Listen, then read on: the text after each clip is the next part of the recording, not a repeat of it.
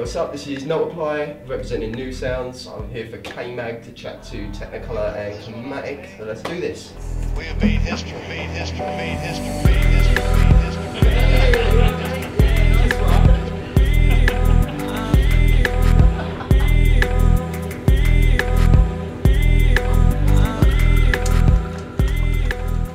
I'm here at Thing One Studios with Technicolour and Komatic.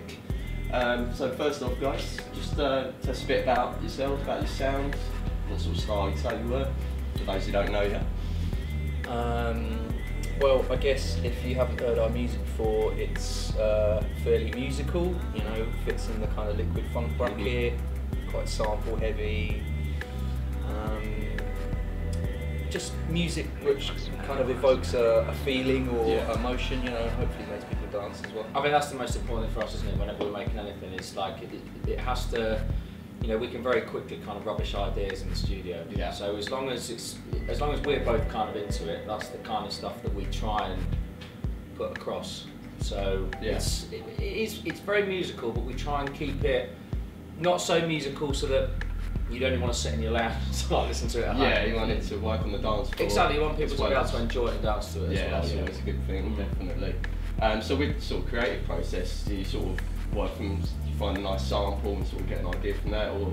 Yeah, I mean, usually it starts with a sample. I mean, because we both work full time, we don't get a lot of time in the studio together. Like, so a lot of work is done on AIM, bouncing ideas, you know, back and forth. And I mean, the general way it works is I'll come with some samples, and Andy's more the kind of guy who can come with like strong beats and bass, and he's really good with the arrangement.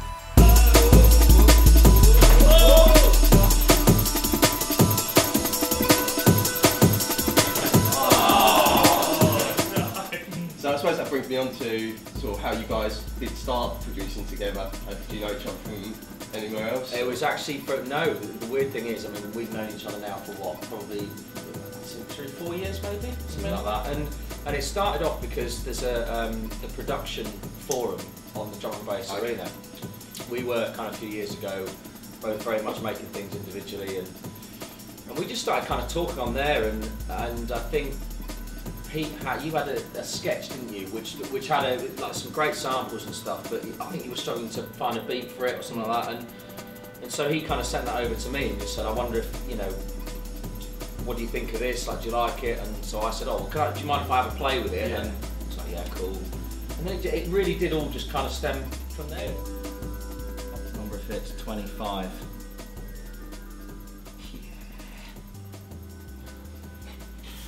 See what you can do. No, you're still playing. Oh, shit. So yeah, I want to talk a bit about release and stuff. Obviously you spoke about the first releases, that was on whose label? Technique. Yeah, I mean, I had a small release on a label called NX Records in about, I think that was 2007 or something like that. And you had a couple of, what did you have? I had a couple of little bits. I had those two. There were two bootlegs. One of which was like an old bougie mountain tune. And the flip side was a remix of the Miami Vice theme tune. And I collaborate with this guy. Unbelievable. But yeah, so that was. Thanks for bringing that up.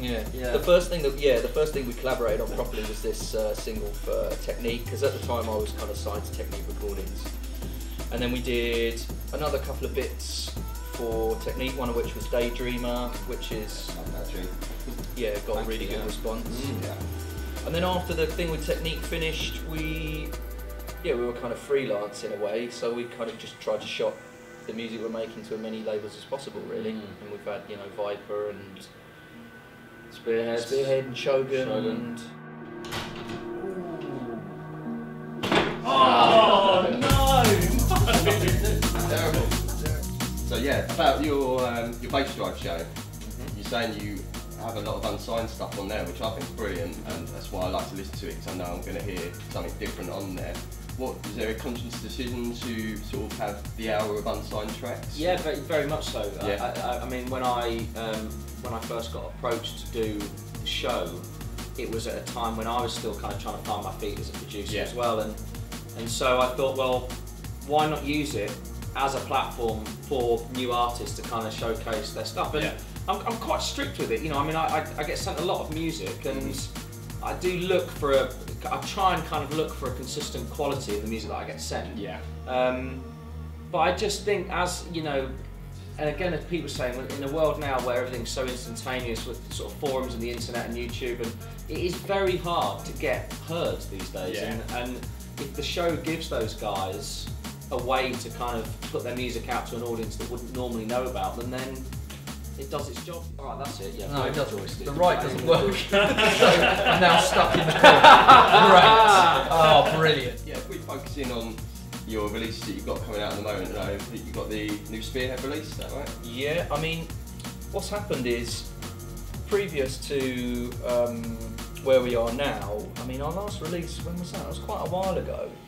The last one I think was it November, December last year? Yeah, no, before that I think.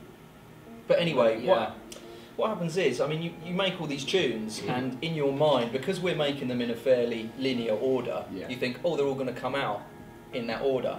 But signing tunes and label, you know, pressures and what have you, it never really works out like that. So actually, we've now got, in the next sort of 3 months, we've got about 8 singles coming out. It's like a complete avalanche, which is great. It's also a little bit frustrating. I hope some of it doesn't get lost. But yeah, I've got the single on Spearhead, Centrifuge, Winter Rose. Then we've got, what's after that? We've got 3 singles on Fokuz. 3 singles on Fokuz.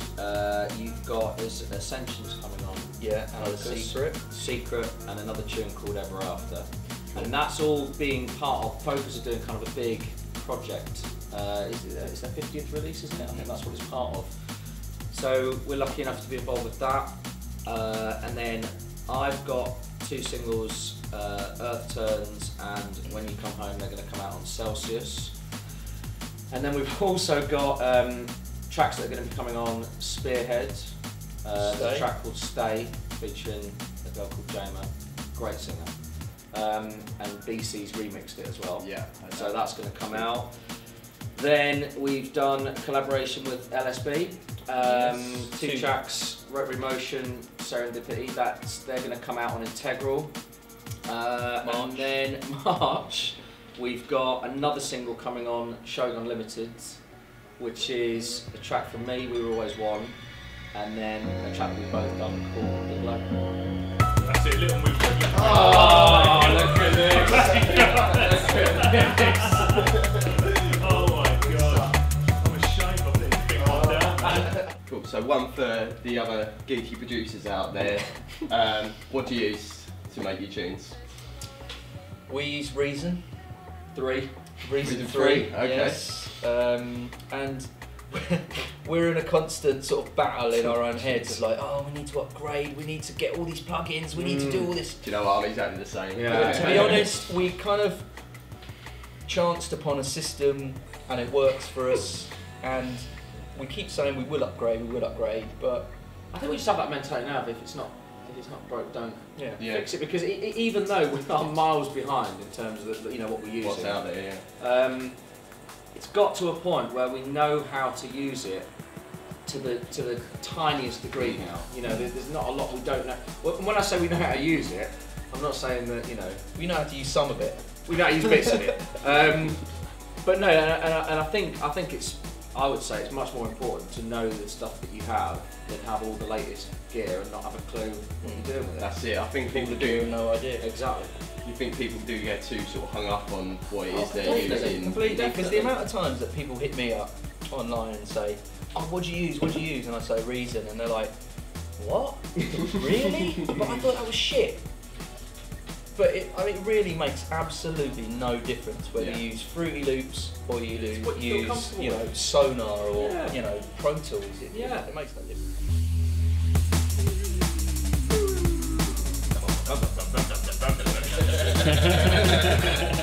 Okay, random question time.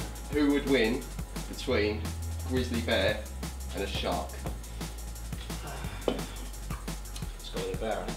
Well, it depends on what playing field I knew you were going to say they're that. fighting, Right. surely. They're by a lake. Somehow the sharks go in the lake, I don't know how. In a lake. The bear's next to the lake, the shark's right on the edge. Well, you've got to go with the bear, haven't The you? bear, man, because the bear will murk that shark. Because if you think about it, the bear, he's quite tall anyway, right? Plus they've got claws, haven't they, bears? Like pretty They've big got claws, claws. yeah. What's the shark going to do? Flap about with his jaw open? Yeah, exactly. Like, And I heard that all you do to like ward off a shark attack you is punch it in the nose. punch it in the nose. Well, that's just ridiculous. The bear's going to be all over. Yeah, exactly. It's game over. Right. It's not even a question. We cleared that one out. Next, come on.